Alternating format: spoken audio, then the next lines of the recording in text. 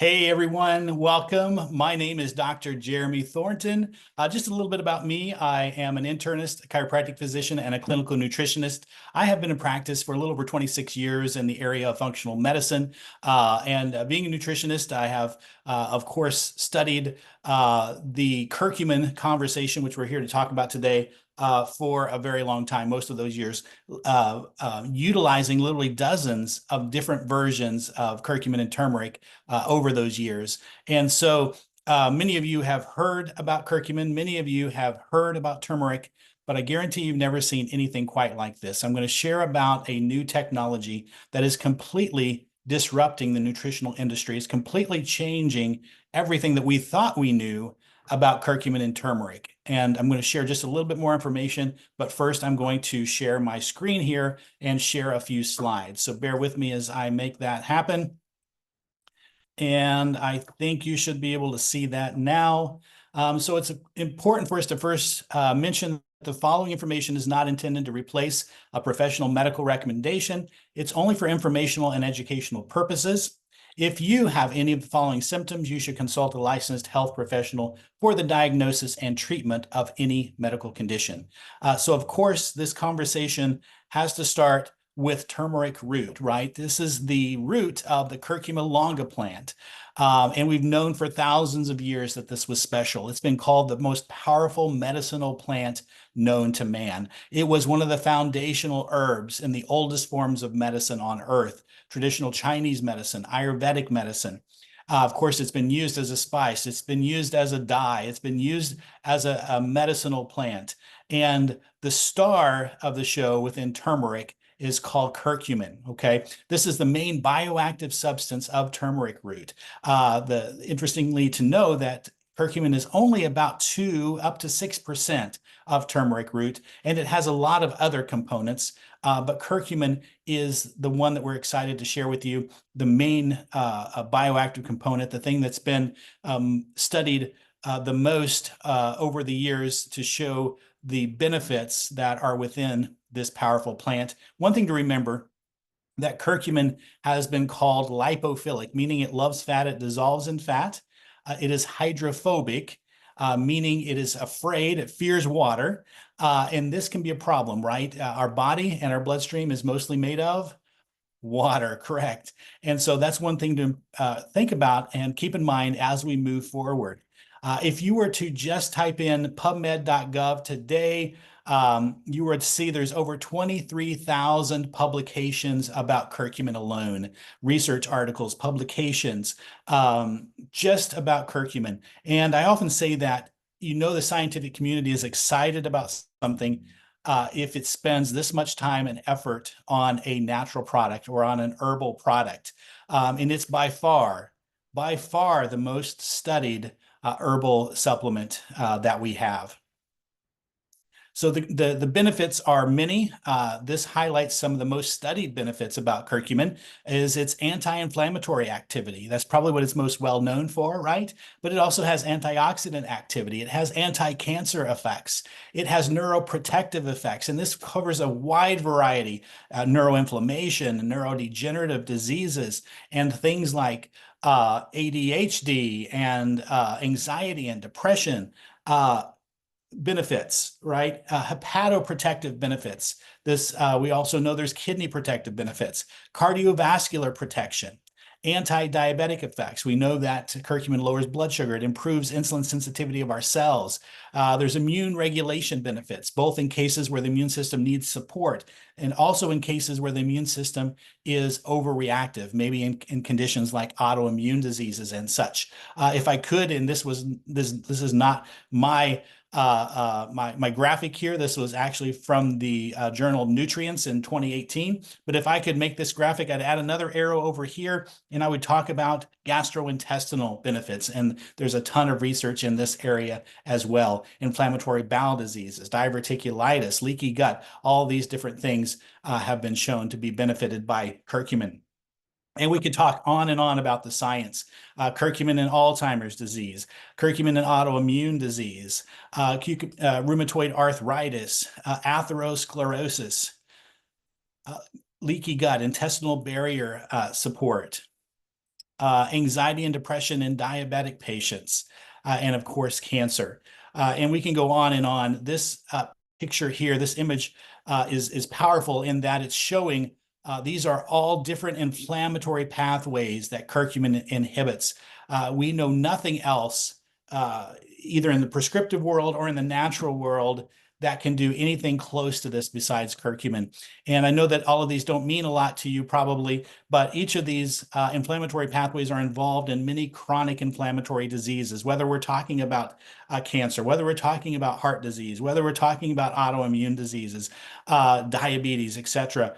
These are different inflammatory pathways involved in these chronic health conditions. And while I won't go into every condition that we have research on, you can certainly see the topics here, which are very, very impressive, from liver diseases to lung diseases to skin diseases, neurodegenerative disorders, other inflammatory diseases, infectious diseases, endocrine disorders, heart diseases, skeletal diseases, cancers. We could go on and on about the benefits that we have.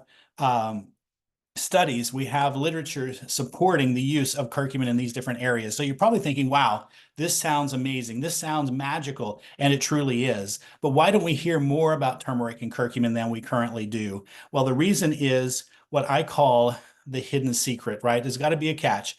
And the hidden secret with curcumin and turmeric is its bioavailability. It's very poorly bioavailable. In fact, I'd say horribly bioavailable. And something that's bioavailable means if we take it by mouth, it easily survives the hydrochloric acid in the stomach. It makes it past the intestinal lining, the intestinal barrier. It gets into the bloodstream. It survives the liver. It gets to our cells, our organs, our tissues, our brain. That would be something that is very bioavailable. And that's exactly what curcumin is not.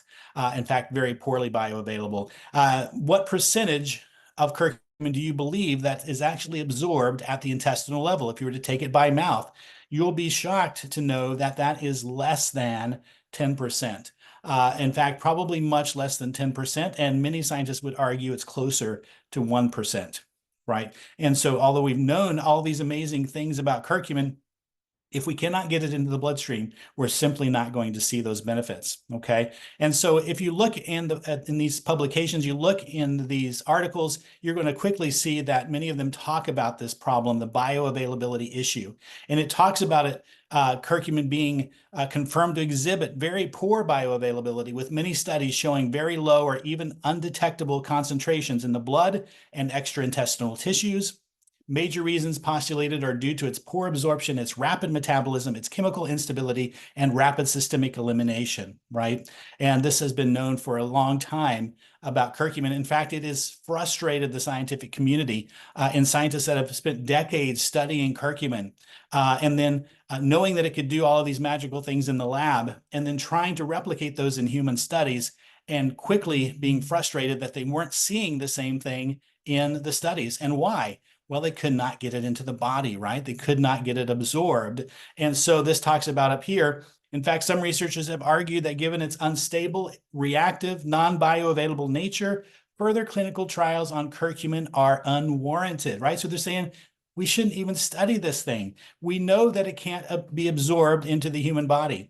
In fact, this article here is from Scientific American, and this researcher here says, so what do you get when you look closely at the molecule and its activities? Well, for one thing, curcumin stability and pharmacokinetics are absolutely terrible.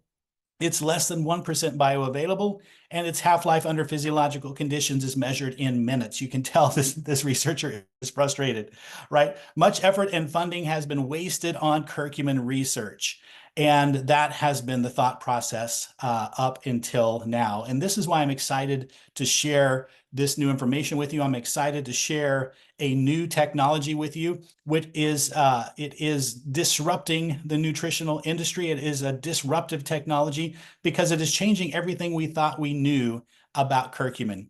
And this technology is called BioMS. It's a technology from Vitify. And studies are showing up to 277 times more bioavailability than traditional turmeric or curcumin. 277 times. That is incredible. It's this little bottle right here, these little drops right here. that are, again, changing everything we thought we knew about curcumin. And really, it's a multi-patented product. Okay, they take something that is hydrophobic, right? We talked about it being hydrophobic, can't absorb in water. So they take this little curcumin particle here, this little red particle in the center, and first they apply a nanotechnology, shrinking that particle size to less than 30 nanometers in size. And then this is still a hydrophobic particle, right? It still does not mix in water, which is a problem. So then they apply a micelle structure around it. This micelle structure can easily carry this curcumin particle through the intestinal barrier into the bloodstream and into our cells, our organs, our tissues, our brain. So this is an incredible, just mind-blowing change to the curcumin and turmeric conversation. So you would literally have to take 17.6 pounds or 8 kilograms of turmeric root to try to achieve levels like this in the body, or 25 plus capsules of curcumin. So the technology, again, we've extracted just the curcumin component. We've applied the nanotechnology, shrinking the particle size. We've surrounded it in a micelle structure that can easily carry it throughout the body. And how small is a nanometer? So visualize this. A red blood cell is 7,000 nanometers wide. All right. A human hair is 100,000 nanometers thick. So we would have to take that human hair and slice it 100,000 times, and one of those tiny slices of that human hair would be the size of a nanometer. And we're talking particle size less than 30 nanometers. That is just incredible. So this is just a visual, and you can see from this why the scientists have been frustrated for decades about studying curcumin, right? So this is a 2,000 milligram dose of curcumin, which is a pretty solid dose, okay? And they're following how much gets into the bloodstream and how long it stays in the bloodstream in hours, okay? So this is standard curcumin. You'll have to look closely and maybe even scoot closer to the screen to see the peak here at 1 hour. This is the level of curcumin reached in the bloodstream. And look where it is by 2 hours. It's undetectable beyond that. So this is a great example of why the scientific community is saying we shouldn't study this any longer. We can't absorb it, okay? So we hear this a lot. Well, my curcumin, my turmeric has added black pepper extract, and this solves the bioavailability issue. Well, not so fast. Adding black pepper extract briefly causes a peak of curcumin in the bloodstream. I would agree that this is a much more impressive peak of curcumin, but look at the time frame. We're talking about from 30 minutes to an hour. We have this peak, and then we're back down to here. And then by 3 hours, again, we're undetectable. And that's with adding black pepper extract. And the other thing that I have an issue with this approach is that black pepper extract works in this way by slowing down what they call phase 2 liver detoxification in the body. That's an important process in the liver. And should we be slowing that down, especially in people that are likely taking other supplements, people that are likely taking pharmaceutical medications, and many are taking multiple pharmaceutical medications? And should we be slowing down the liver throughout the day, or maybe even multiple times a day? And I would suggest that that's likely not a great approach. But what's exciting is that we have far surpassed the conversation about black pepper extract. In fact, that's not even worth talking about anymore. Excuse me, this BioMS technology is reaching levels in the bloodstream we never even thought were possible.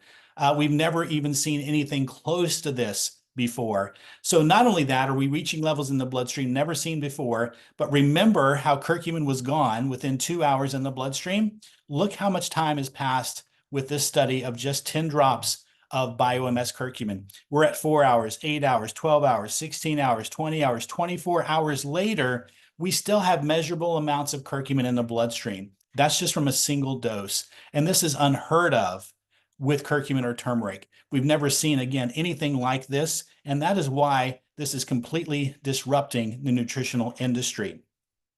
Because it's not about how much curcumin you take, it's how much is absorbed and how long it stays in your bloodstream, in your organs, and in your tissues. And I'd like to end with this visual here. We talk about curcumin being hydrophobic, meaning it's afraid of water. It does not dissolve in water. And this first picture quickly demonstrates that, right? You can definitely tell that curcumin is not mixing in this water. But with our BioMS technology, we can easily see how this is distributed quickly, effectively in water, which means it also does so in our body, in our bloodstream, in our cells. And this is why we're seeing things that we've never seen before with curcumin, and why I say this is what I had always hoped curcumin could do, but I've never seen it do this until now. And so as I stop sharing my screen here, I hope that this was hopeful information. This is a technology that you need to try. If you have not seen this before, this is something you will have never experienced anything close to this. And we all either personally are dealing with chronic inflammatory issues or chronic diseases, or somebody that we love or close to is. And so I encourage you to give this a good 3-month try at least and see what it can do for you. Thanks for tuning in. Take care. God bless.